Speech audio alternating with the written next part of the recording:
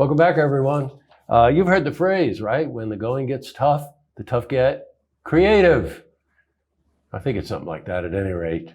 My guest should be able to tell me this. This is Carol Miner, and Carol Miner is the Artistic and Executive Director for Summerland Music Society. Welcome, Carol. Hi, nice to see you. Nice to see you too, my God. Last time we saw each other, before COVID, 2019, before that season, and we were sitting in the gazebo in Crandall Library Park, which I think they also call City Park, right? And that's right. And I think it started to rain, et cetera, et cetera, et cetera. You know, the usual stuff. But at any rate, and we met, my God, we met years before that. I know we did. I've always been very taken, as you know, by creative enterprises, and very taken with Sutherland. I just really think that Summerland, you do such interesting things. And now you had to cancel 2020, like many arts organizations, but you're coming back in 2021. So let's talk about that. First, were you able to go back to Crandall Library?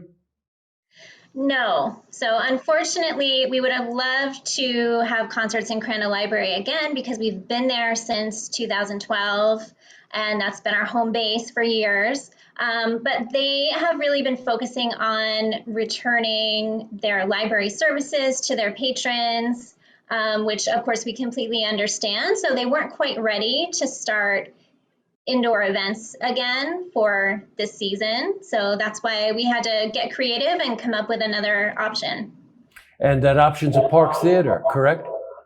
Correct. So we have a little mini season. Normally we do 4 concerts, so we pared it down a little bit. We're doing 2 concerts this year, and they're going to be at the Park Theater, which we're very excited about, and we're so happy that they've stepped up and offered us a home for this season.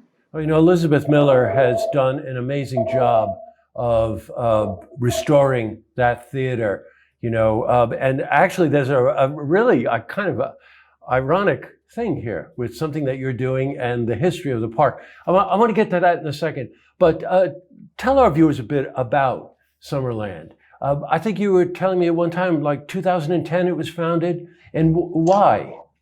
It was founded in 2010 because we were looking to offer some other arts options and get some chamber music happening in downtown Glens Falls after we had seen sort of the renaissance of downtown. And so we wanted to be a part of that and put on some concerts and some events. So it's been going strong ever since until the pandemic. So hopefully we'll get the momentum going again with this season. Now, it must have been the 2019 season, but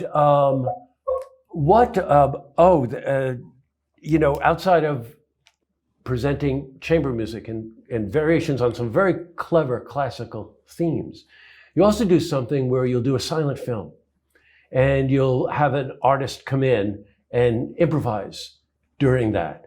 And I went to one of those, and I forget the name of it, forgive me, in 2019. But it was just so amazing and so creative and so interesting. And obviously adds a lot of color and a lot of perspective to that silent film. And you're doing that again. Right. So the one that you attended was actually a special event that we did with a documentary called Planet Earth. That was originally on the BBC. So that was a little bit different. That was kind of a new thing that we tried in 2019, and it worked out great. But what we have been doing actually since 2012 is presenting silent films. So classic silent films. We've done Charlie Chaplin. We've done a Hitchcock film, all different classic silent films with live music. And we work with the pianist, Carrie Brown, who's sort of an expert in providing accompaniments to these classic films. So that's kind of been an audience favorite over the years. And we wanted to make sure that we got that in this summer. So it's July 8th. What day of the week is July 8th? Thursday. Thursday. So Thursday, July 8th at the Park Theater. I think it's 7 p.m. Tell us what to expect. So the film that we're presenting on July 8th is Sherlock Jr., which is a classic Buster Keaton romantic comedy. And we have presented one other Buster Keaton film several years ago, and that was Steamboat Bill Jr. So this is another one of his classic comedies, and you can expect his amazing stunts, that he did all his stunts himself, and obviously no CGI, no special effects. He's actually doing all of the stunts. And in this film, he actually was injured during the filming and broke some bones in his neck, which he didn't find out until years later. So, super dangerous stunts that he was doing in these scenes. Wow. And, I never knew that piece of trivia, and I've seen that film. When you think about improvising, playing an instrument and improvising, you immediately go to following the dynamics of what you're watching, right? And interpreting it on the spot, right there. And when you mention the things about the stunts, and you mention the things about just the dynamic ways that those films moved.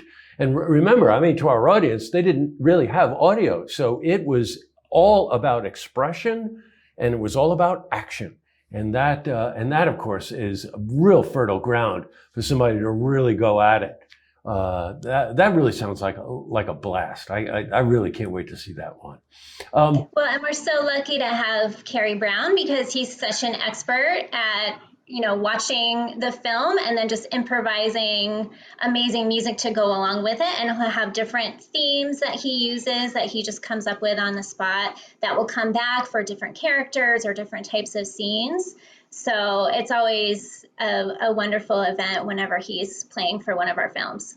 Oh, for sure. Just one last thing on improvisation is that, you have to be so fast. If you think about the spoken word, I think it's Whose Line Is It Anyway was an example of improvisation in comedy.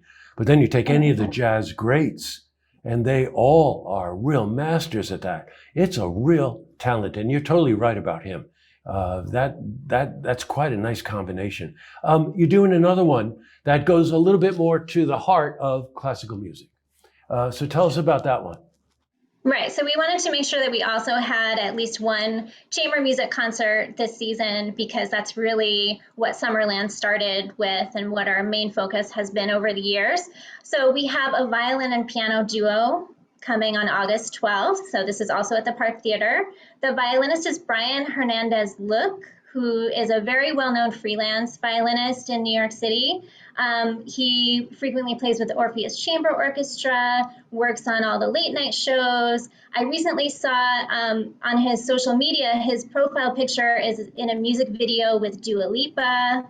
So he's just all over the place working on Broadway once that gets going again. So he's really well known as a freelancer, and we're really lucky that he decided to come up to Glens Falls and present this program of really traditional classical violin and piano works with the pianist Eric Sedgwick. I've got it now. I think I saw the listing there, and it was Prokofiev, and I think that there was also a Brahms piece, a couple of artists that I didn't recognize, but you had mentioned that you're also still working on that program, right? Right, so I'm still working on the program with them to see what we can come up with. And there's a possibility that they might add a piece by the composer William Grant Still.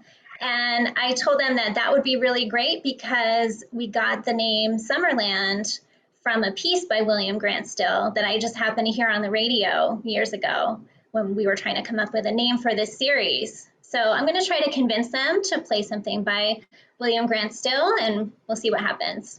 Carol, it just, you're taking a small step back in, but we're so grateful that we're going to get 2 performances this summer. That's really something. I particularly like chamber music, and the sonatas, as you were explaining it, can be for 1 or 2 instruments. So, the idea that it's violin and piano especially is such a beautiful combination. And you get into the world of Brahms and Prokofiev and the other things you're talking about. It's going to be a wonderful performance. The viewers will see the website on the bottom of the screen, and there's ticket information there and stuff, and reminders about what days these performances are. It's just a wonderful summertime thing to do, and I can tell you firsthand. So, Carol, thank you so much.